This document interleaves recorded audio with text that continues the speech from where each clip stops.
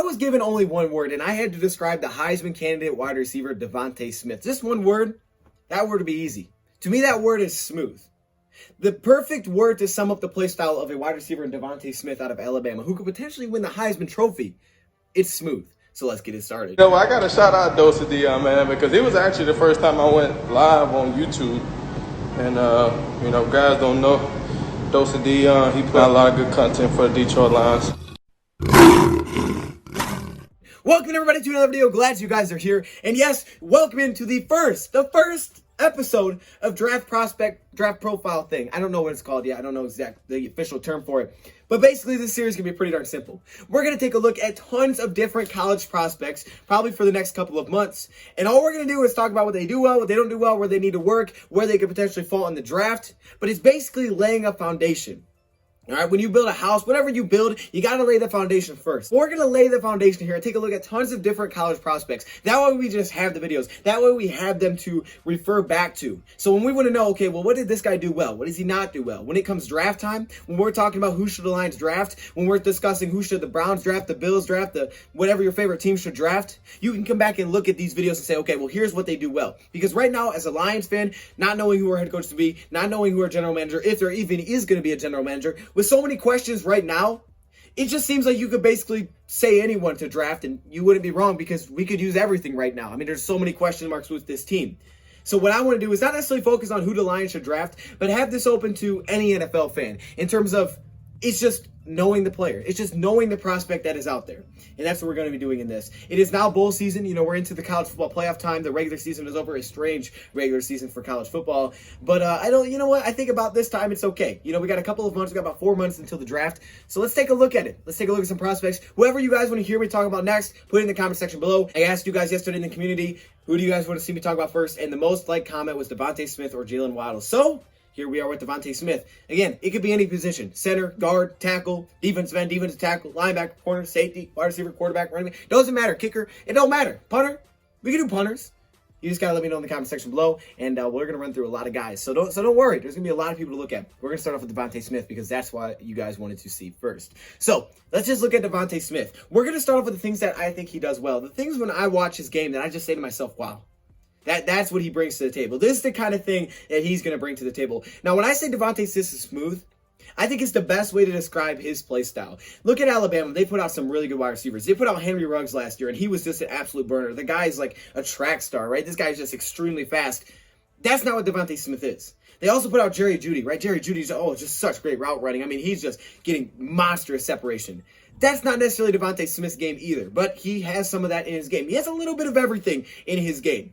But he's not just like those guys. And he'll give you a lot of different things. You can line him up pretty much anywhere on the field when it comes to wide receiver position. You can put him on the outside. You can put him on the inside. You can put him in the slot. You can use him in jet sweeps. You can use him in motions. You can use him in screens, which is a place that he has used a ton. He actually has over 200 receiving yards on screens, which is 11th in college football right now. That's pretty impressive. That's where he's used a ton. But you can put him everywhere. You can take deep shots with him. You can put him over the middle. You can use drag routes. Whatever you want to do, DeVonta Smith can pretty much do it all. Now, there are some limitations when it comes to his physical size, but to be honest with you, a lot of his concerns or cons are mostly things that necessarily, not that he can't do on the field, his physical nature and because of his physical stature. So we'll get to that, but I first want to talk about the things that I think he brings to the table. First off, is the versatility.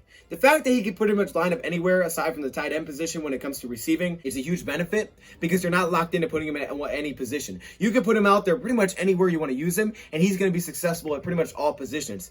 Not to mention he can play kick return. So you could use him if you wanted to. So it's nice to have another guy like that on your team that can return kicks. Where did they catch a football? Now, what do I mean by that? Basically, are they attacking the ball or letting the ball come to them? Now, there's certain occasions where letting the ball come to you is fine, but I think in 2019, maybe he was letting the ball come to him just maybe a little bit too much. It didn't result in tons of drops, but I do like when the wide receiver attacks the football and goes out and makes the play on the ball. And I felt like in 2020, I saw a huge improvement of that from when he was with Tua. But there are certain situations when if you let the ball come to you, the cornerback can jump and they can go make a play on the football. But you'd be met there by the corner, and it makes it way closer than maybe it has to be. But this season, I felt I've seen a huge improvement on him attacking it in that same situation where he would at least get his arms out there and go after it. He catches the ball well. He's got very good hands.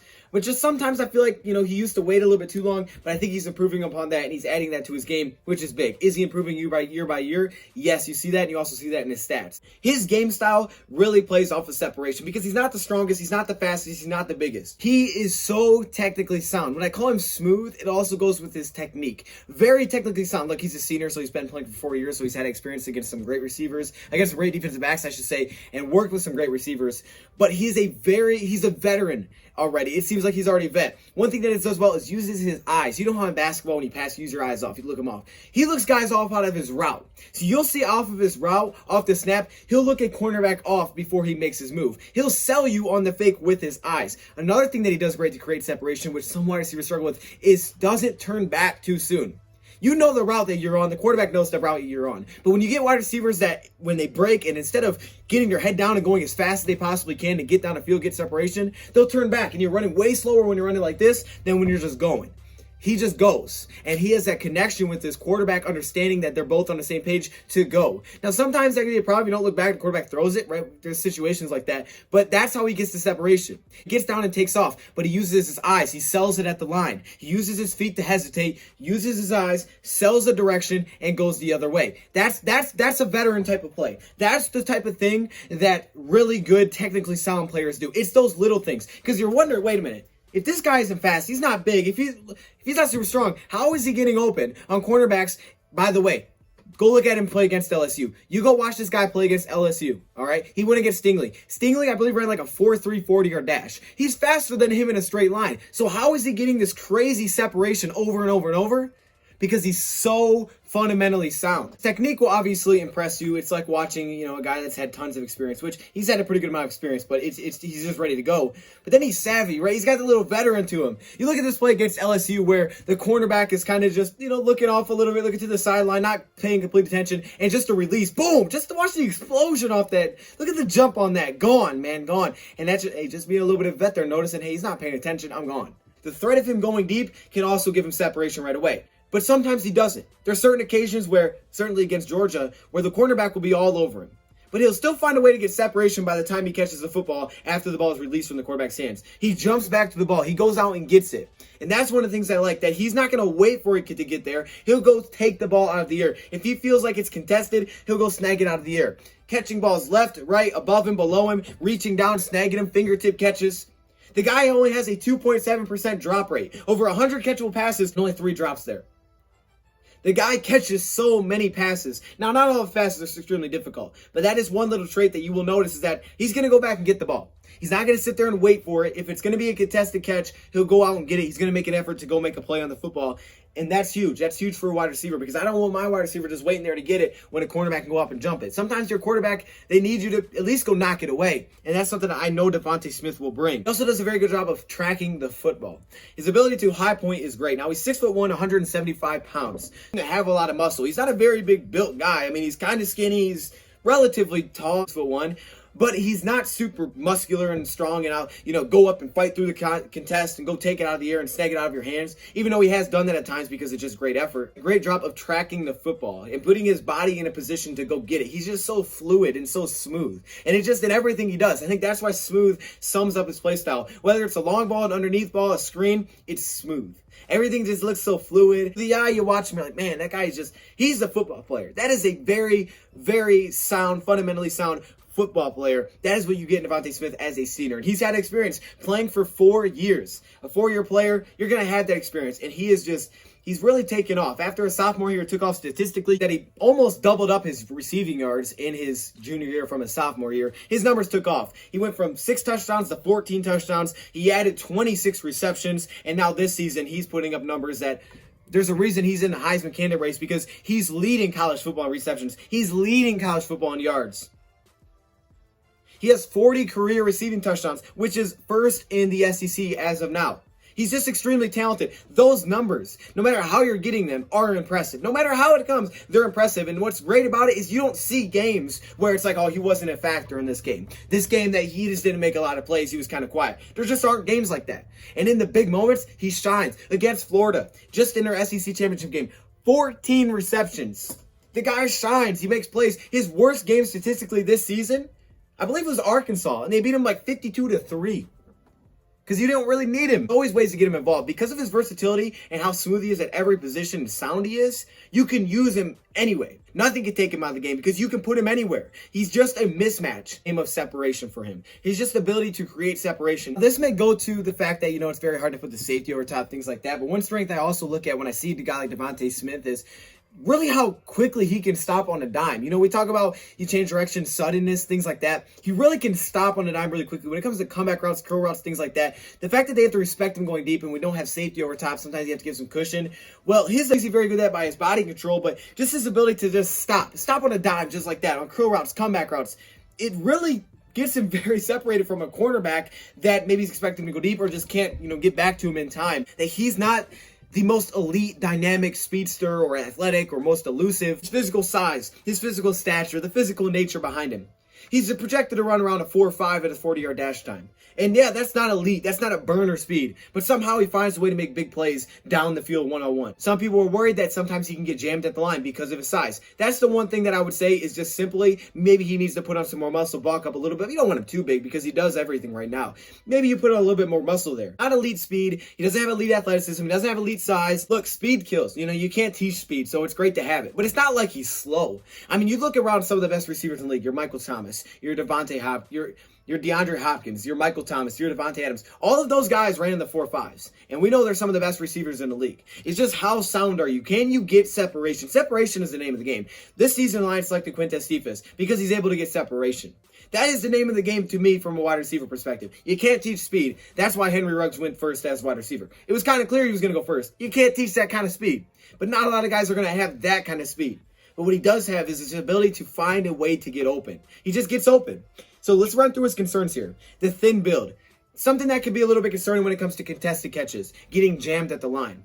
You're not seeing tons of occasions where he's necessarily getting bodied and he can still go up and snag it out of the air. All right, you can't just simply run straight and he's going to burn everybody deep. But if you do press him and he gets off that jam, you're going to have issues because it just doesn't take a lot for him to find a way to just get a squeak of separation and go up and make the play. Just a little bit. All he needs is a little bit. You put it up there, it may not look open, but right before he grabs it, he finds a way to get some separation. I think a lot of that has to do with his ball tracking, body control, and just getting back to the ball, the effort that he has there. This isn't necessarily something that's against DeVonta Smith, but it is a factor that you have to keep in mind when you look at players that are especially from Alabama, but some of the best schools in the country like this, is that you have to keep in mind that especially offensively, Alabama can do everything. I mean, you have so many other weapons in terms of wide receivers. I mean, you have Jalen Waddle, who could potentially, who's playing at some point this year, who could also be maybe a first-round pick. You have so much talent. You can run the ball with Najee Harris. You have a very good quarterback. Your offense is so good that you can't focus on trying to take that guy out of the game. Now, obviously, that's not his fault, right? That's not his fault that, hey, my team's just too good. The fact that he's able to play for that team is impressive. So shout out to him, right? He's earned that because he plays for a great team. And it doesn't take away from what he can do on the field because he's one-on-one. He wins his matchup. He gets separation. But it's difficult to double team him. It's difficult to put a safety over top because a lot of times you're trying to stop Najee Harris on the run and you got so many other weapons on the field. So it's difficult because a lot of his matchups are one-on-one. I don't see him in positions where he's getting double teamed, definitely not triple teamed at the wide receiver position. So that is something to keep an eye on. And also the play action can really be opened up and cornerbacks can get their heads caught in the backfield when you have a guy like Najee Harris and they run the ball like they do. So it is important to keep in mind the situation that he's in. He's not playing on a team that can't do anything else or that's really focused on, where the defense is focused on taking him away because they got to focus on so many other things that it's just, you're going to get open. It's almost pick your poison with a team like Alabama. So that's a factor to keep in mind. Will it keep teams from taking him high? Absolutely not, and I don't think it should. There's a reason all those top receivers out of Alabama still went in the top last season. They were all playing together, right? So obviously they took pressure off one another, which is something that we're probably going to see once again here. But you know what? That's just how it happens. Great wide receivers, they play. Great positional players, really anywhere. They play on great teams, and they have help around them. That's just what you're hoping to get in the NFL, is to get help around them, right? Take pressure off with the run game. Take pressure off with other good wide receivers, no matter what your team you're on. So, yeah, keep that in mind, but I don't think it's one of those things where, okay, don't draft him because of that. When we look at the concerns about him, it's not necessarily that I see him as a guy that, okay, this is concerning, so I know that he can't do this in the NFL. It's more of, I think he can do everything in the NFL, and I personally believe you could put him on any team in the NFL, and he would have success. But I do think there are better fits than others for what we saw, at least from Alabama. Alabama runs a certain system that runs a lot of screen passes, a lot of slants, a lot of things underneath, and they will occasionally take the shot to back you up. And that's exactly what they did here with DeVonta Smith. His skill set isn't, I'm going to go win tons of jump balls. If you look at his stats to reflect that, only 7 contested catches, which is 111th. Why? Well, one thing he does a great job of creating separation. That's on him. That's awesome, right? That's a great thing to do, is he gets so much separation. Sometimes they're not always that contested,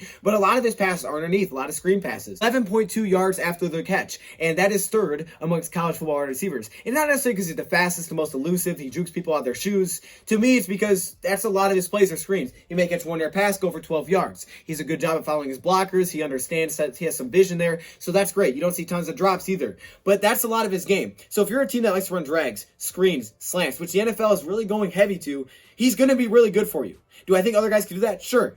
And I think what's so great about him is he gives you the fact that, okay, they're going to press up, they're ready for that. I can take a shot with you. I can get you one-on-one, and you can go win that one-on-one.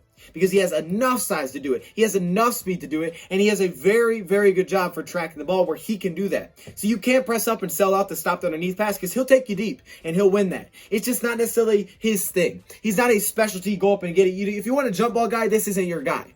But he can do it. He can do everything. I think he fits in every team, and every team could find a way to use him, and he would be successful. But certain systems, because at least what we saw in Alabama, I think he'd be better than others. But that's just Alabama's system. I think he could fit anywhere. I really do. It's just what we saw in Alabama is you didn't see a guy that they chucked it up to over and over and over. I mean, the guy had 22 screen catches, which is top 30 in college football. That's a lot. And he only has 10 deep catches. He doesn't force tons of missed tackles. He only has 15, which is 26. It's not bad. Just not a ton. I think he's relatively elusive, relatively sudden, not crazy. It's his run blocking. Now, for the most part, he's playing at an Alabama team that has Najee Harris. They run the ball a lot. He's good at run blocking. He's not going to be a great run blocker, but he gives you effort. There are a couple of times, however, I will say that I've seen him kind of be a little lackadaisical, kind of not blocking. It's like, okay, you got to stay. I got to see that motor run. I got to see the energy every single down. So there are a few occasions where maybe he doesn't give it his 100% when it comes to blocking, but it's not super often. I mean, at first I was seeing that, like, oh, that's a concern. But then I kept watching, and as I watched him, I saw it less and less and less. So it started to fade away a little bit. Now, he's not the biggest guy, so you can't use him as a tight end. You look at a team like Tennessee, right? They can throw in, A.J. Brown and basically use him as a tight end blocker because he's just that big. DeVonta Smith isn't going to give you that. But you get him on the outside one-on-one with the corner that's about the same size. Will he hold up long enough for your running back to get past? Yeah.